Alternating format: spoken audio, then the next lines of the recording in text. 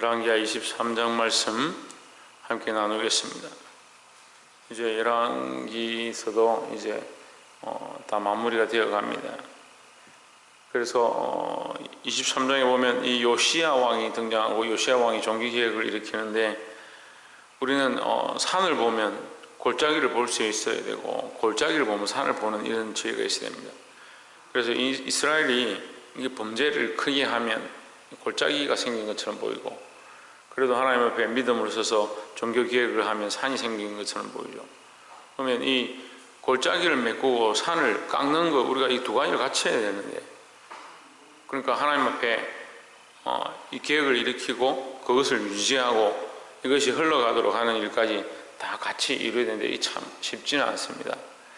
그 요시야가 이 거룩한 일을 이루었지만 그의 아들 여호야김이 여호아하스와 여호야김이 함께 이것을 다 피하고 다시 더러운 데 처하게 됩니다.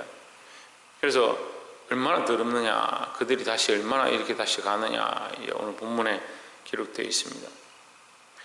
23장 1절에 왕이 보내어 유다와 예루살렘 모든 장로를 자기에게 모으고 2절에 이에 여호와의 전에 올라가매 유다 모든 사람과 예루살렘 거민과 제사장들과 선지자들과 모든 백성이 무릇 노수하고 다 왕과 함께 앉으라. 왕이 여호와의 전 안에서 발견한 언약책의 모든 말씀을 읽어 무리의 귀에 들리고 했습니다. 이 요시야의 종교개혁이 왜 귀하냐, 물론 히스기야도 종교개혁을 하고 했지만 이 요시야의 종교개혁이 왜 귀하냐면 요시야는 실제하게 말씀으로 돌아갔다는 거죠. 율법책을 찾고 그 율법책에 기록된 말씀들을 그냥 단순히 읽는 것이 아니라 그 말씀대로 지키고자 그 말씀에 기록된 대로 실천하기 시작했다는 겁니다. 3절에 왕이 대위에 서서 여호와 앞에서 언약을 세우되 마음을 다하고 성품을 다하여 여호와를 순종하고 그 계명과 법도와 율례를 지켜 이 책에 기록된 이 언약의 말씀을 이루게 하리라 하며 백성이 다 그 언약을 쫓기로 하니라 했습니다. 이 요시야 왕이 뭘 가르쳤느냐, 하나님의 말씀을 읽어드리고 그 말씀대로 살자. 우리가 어쨌거나 하나님의 백성이니까 이 하나님의 말씀을 지키는 것이 합당하다라는 거죠. 그래서 우리는 무엇을 서로 주장해야 되냐, 하나님 말씀을 서로 지키기 위해서 주장하고, 하나님 말씀이 옳다, 우리가 이 말씀을 위해서 우리가 어떻게 싸우고 어떻게 힘쓸 거냐, 그렇게 해야 되는데 에너지를 다른 데 씁니다. 힘을 다른 데 씁니다. 다른데 이게 맞다 저게 맞다 서로 다투는데 시간과 우리의 힘들을 다 허비하고 있지는 않은가 돌아봐야 합니다. 말씀대로 살고자, 하나님 뜻을 이루고자. 요시야가 종교개혁을 일으켰는데 자기 생각대로 하지 아니하고 특별히 하나님 말씀대로 다시 이 백성들이 어디로 돌아가도록, 그 언약으로 그 말씀으로 돌아가도록 가르치고 인도했다라는 거죠. 우리도 말씀으로 다시 돌아가기를 주의 이름으로 축복합니다. 다시 말씀으로 돌아가야 됩니다. 어디로 돌아갈 겁니까? 말씀밖에 없습니다. 다시 말씀밖에 없고 예수 그리스도에게로 돌아가는 수밖에 없는 겁니다. 지금까지 우리가 지내왔던 수많은 삶의 모양들이 잘못되어졌고 내 생각으로 걸어왔지만 이제 우리가 말씀 앞에 서고 예수 그리스도 앞에 선다면 말씀으로 돌아가고 그리스도에게로 돌아가는 그 길밖에 없다는 거죠. 결단하시기를 주의 이름으로 축복합니다.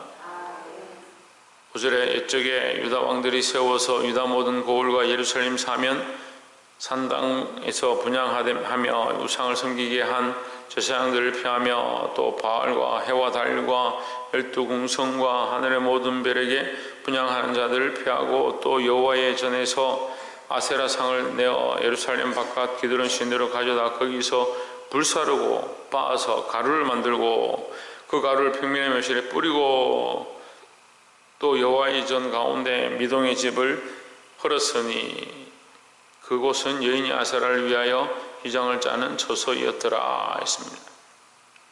이 요시야의 종교개혁이 얼마나 철저하냐, 그냥 우리가 말씀대로 돌아가자 이렇게 외치고 끝나는 것이 아니고 그 안에 있는 모든, 성전 안에 있는 모든 우상을 꺼내서 불태우고 가루를 만들고 묘실에다 갖다가 뿌렸습니다. 완전히 박멸시키는 거죠. 그리고 또 뭐가 기록되어 있냐면 미동을 없앴다. 이 미동은 뭐냐면 남자아이인데요, 동성애를 얘기합니다. 그러니까 이 이스라엘이 얼마나 이게 육체적으로 타락을 했느냐, 굉장히 많이 타락을 한 거예요. 성전에서 이 우상을 섬기지 않을 그 사사시대 때도, 물론 우리가 다 볼 수는 없지만 사사시대 때도 이 성전에 섬기는 여자들과 이 제사장들 간에 이 엄란한 일들이 많이 있었습니다. 근데 오늘 여기 보면 미도움을 없앴다, 이 동성애가 있다는 거죠. 거기 있는 아이들을 이게 취하는 그런 폐역한 짓들을 하는 겁니다. 근데 이 별로 그것이 법적으로 준법한 어떤 사회적인 법의 기틀이, 우리는 뭐 신호등을 지키지 않으면 벌금이 3만 원이고 속도를 10km 이상 오버하면 4만 원이고 이렇게 법이 우리가 정확하게 결정되어 있는데, 사회적으로 이것을 어떤 제재할 공법한 수단들이 드러나 있지 않으니까 자기들 각자 자기 소견대로 옳은 대로 했던 그 행위들을 계속하고 있는 겁니다. 그런데 요시아가 이것을 어떻게 하느냐, 철저하게 말씀으로 돌아가는 겁니다. 그냥 말로만 하는 게 아니고, 그냥 성전에 있는데 이거 불태우고 이거 부수고 이 정도 하는 게 아니고, 거기에서 행하는 행위까지 다 없애버린 겁니다. 더 나아가서 제사장들을 다 쫓아내서 보내버립니다. 더 나아가서 어떻게 하느냐, 24절에 보시면 이게 지금 한 장 전체가 종교개혁에 대해서 다 기록한 거예요. 그냥 기록되어 있는 게 아니에요. 여기 구체적으로 굉장히 다 기록됐습니다. 24절에 보면 요시아가 또 유다 땅과 예루살렘에 보이는 hin접한 자와 우상을 없애고, 또 그 다음 뭐합니까? 실제적으로 사람들이 그 일을 하고 있는 사람들을 몰아내기 시작하는 거예요. hin접한 자, 다시 말하면 귀신 들린 자, 박수와 드라빔과 우상과 모든 가정한 것. 이 드라빔은 라헬과 레아 사건에도 등장하지만 이게 주목만 합니다. 손바닥만 해요.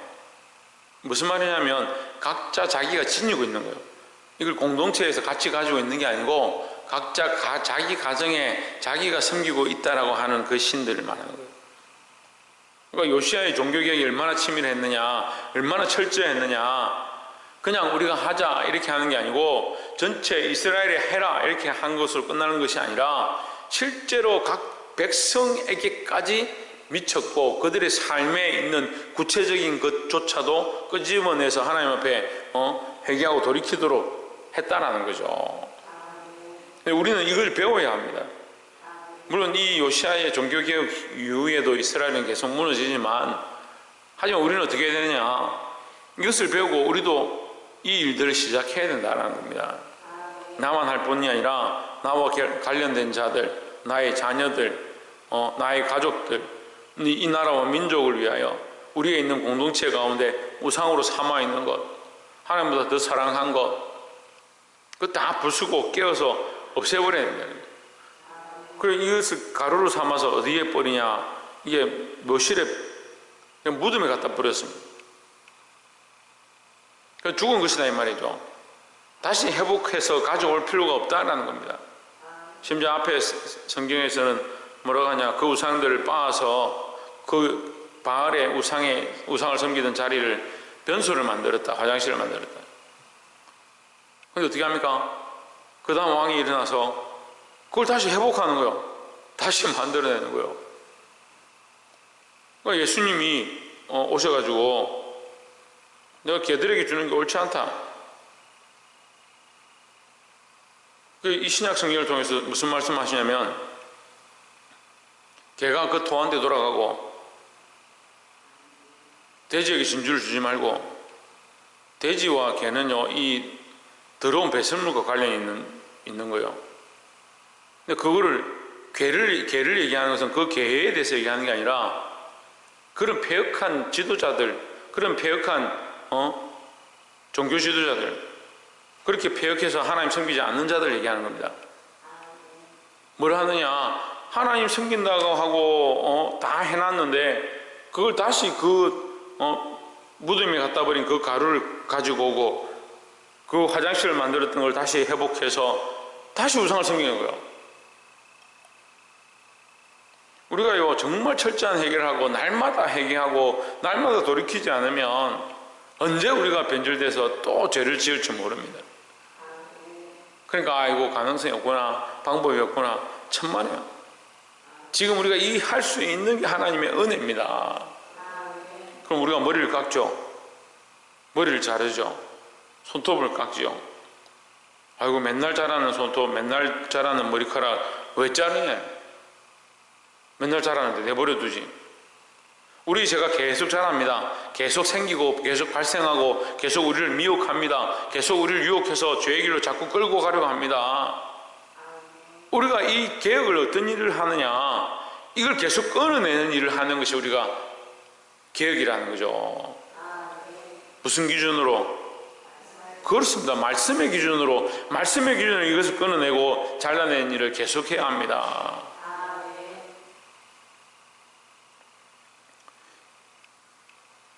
31절에 보시면 여호아하스가 위에 나아갈 때의 나이 23세라 예루살렘에서 석 달을 지리하니라. 그 모친의 이름은 하무달이라. 림나 예레미야의 딸이더라. 31에 여호아하스가 그 열조의 모든 행위대로 여호와 보시기에 악을 행하였더니 했습니다. 자, 지금 그 아버지 요시야는 지금까지 했던 왕들보다 더 하나님 앞에 말씀대로 행했고, 그의 앞에도 그의 뒤에도 이렇게 철저하게 하나님 말씀을 지키고 그 언약을 지킨 자가 없었다. 27절로 기록되어 있죠. 여호와께서 이르시되 내가 이스라엘을 물리친 것 같이 유다도 내 앞에서 물리치며 내가 뺀 이 성 예루살렘과 내 이름을 거기 두리라 한 이전을 버리리라 하셨더라. 25절에 있네. 모세의 모든 율법을 온전히 준행한 임금은 요시야 전에도 없었고 후에도 그와 같은 자가 없었더라. 그 아버지가 얼마나 믿음으로 하고 그 말씀대로 했느냐. 그 앞에도 없었고 그 뒤에도 없을 만큼 전무후무한 그런 업적이. 무슨 업적이냐? 말씀대로 나라를 바꾸고 말씀대로 백성을 가르친 업적을 이루었습니다. 근데 그 아들이 어떻게 합니까? 개가 토한 곳에 돌아가는 거예요. 돼지가 그 더러운 곳에 다시 눕는 거예요. 그 아들이 여호아하스가 32절에 여호와 보시기에 악을 행하였더니 했습니다. 그 아버지가 지금까지 이룬 그 말씀을 따라서 행한 그 언약을 버리고 다시 죄의 길로 가버렸다는 거죠. 결국 이 백성이, 방금 제가 27절에서 읽었는데, 이 백성 하나님께서 버리시고 하나님께서 심판하시고 예루살렘 성전을 무너뜨리시는 일을 하는데, 그럼 하나님 왜 그렇게 하시냐? 그렇게 우리가 따질 수가 없습니다. 왜냐하면 인간이 폐역해가지고 이 하나님께서 길을 보여주시고 율법책을 발견하게 하시고 그 말씀을 허락하셨는데, 그 말씀을 율법책을 받은 것이 은혜죠. 예루살렘 성전이 은혜죠. 하나님 앞에 쌓은 제단이 은혜죠. 하나님 은혜로 우리가 할 수 있는 것이지 이게 어떻게 우리 마음대로 하느냐. 은혜로 받았는데요, 그걸 잊어버리는 거예요. 야곱이 베델에서 돌을 베고 자다가 쫓겨나서 아무것도 없고 맨몸으로 가는데 돌베개 하나 베었습니다. 근데 하나님께서 그 돌을 통해서 언약을 세워주시고 그에게 환상을 보여주시면서 천사가 사닥다리로 하늘에 오르락 내리락 하는 것을 보여주셨습니다. 그거 뭐라고 하냐? 내가 무사히 돌아올 텐데 내가 여기를 하나님 앞에 제단으로 드리겠습니다. 근데 뭘 잊어버려요? 야곱이 그거 잊어버립니다. 잊어버리고 고향으로 돌아왔을 때도 어쩔 수 없이 그가 몰려서 고향에 돌아왔지만, 그거 잊어버리고 나중에 그 딸이 강간당하고 죽임이 있고 피 흘림이 있고 서로 막 죽이고 이렇게 한 그 사건이 있고 나서 정신 차리고 그가 어디를 찾느냐? 베델을 찾아가는 거예요. 사람이요 너무 쉽게 타락하고, 우리가 이게 백지 한 장 차이라니까요. 손바닥 뒤집듯이 하나님 믿는 믿음을 뒤집고 말씀 방금 듣고 눈물을 뚝뚝 흘리던 사람이 돌아서서 불평불만하고, 돌아서서 자기 하고 싶은 말 하고 목회자를 비웃고, 그런 일들 너무 쉽게 하는 거예요. 우리가 이 악을 행하는데 너무 이게 현란한 기술들이 우리 안에, 현란하다면 좀 그렇지만 너무 이게 단련되어져 있는 우리의 이 죄의 습관들이 우리 안에 너무 많은 거예요. 그러니까 여러분 하지 마십시오. 회개도 하지 말고 기도도 하지 말고 하나님 엎드리지 말고 돌이키지도 마시고 말씀대로 살지도 마십시오. 아니잖아요. 우리가 이만큼 연약하고 이만큼 더러운 줄 압니다. 우리가 여호아하스 같고 여호야김 같은 줄 압니다. 이 패역한 왕들의 모습이 우리에게 모습입니다. 그렇기 때문에 더더욱 어떻게 해야 되냐, 더더욱 요시아처럼 말씀을 따라서 더더욱 철저하게 다시 내가 실수해서 범죄한다 할지라도 범죄할 걸 생각하기 때문에 난 회개하지 않겠다. 천만의 말씀이다. 여러분 세상이 보는 이론은 똑같아요. 저건 뭐 교회 가서 회개하면 많아. 또 돌아왔으면 똑같을 건데. 그건 세상이 조롱하는 거고요. 우리는 하나님 앞에 계속 어디로 돌아가야 되냐? 말씀으로 돌아가고 하나님의 뜻을 쫓아가고 다시 십자가 앞에 서야 되는 겁니다.